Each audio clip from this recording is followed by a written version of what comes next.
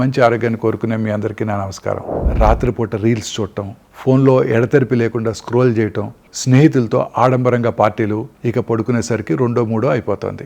సరే, రేపు ఎక్కువసేపు పడుకుంటాను అని మనగ్గా మనం సర్ది చెప్పుకుంటుంటాం. కానీ నిద్రని అంత సులువుగా భర్తీ చేయలేం. ఇప్పుడు దీని గురించి తెలుసుకుందాం.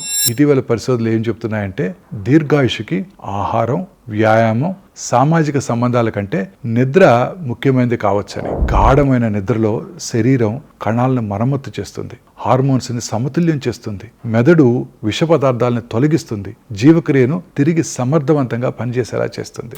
దీర్ఘకాలిక నిద్రలోపం మధుమేహము, గుండె జబ్బులు, ఊబకాయము, డిప్రెషను అండ్ జ్ఞాపక సమస్యలతో ముడిపడి ఉంటుంది.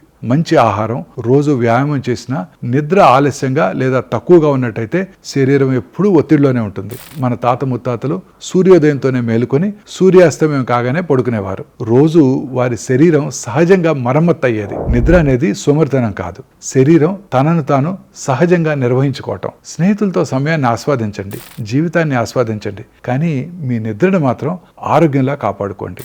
రీల్స్, పార్టీ, ఆలస్యంగా పడుకోవటం వంటివి ఏవి కూడా మీ జీవితంలో సంవత్సరాలను త్యాగం చేసేంత గొప్పవి కావని గుర్తుపెట్టుకోండి.